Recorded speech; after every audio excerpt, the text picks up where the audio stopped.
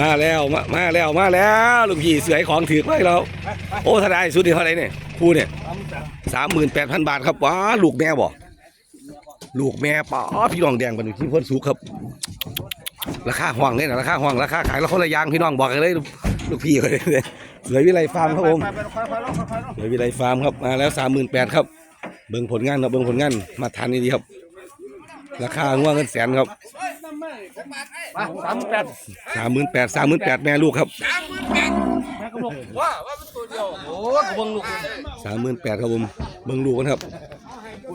โอ้พี่น้องเอ้ยคักปั่นครับ38,000 บาทครับ30,000ครับคำเดียวเลยป๊อ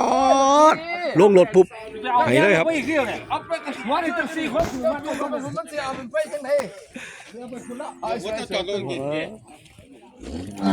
ป็นตัวรองราคาอยู่พี่น้อง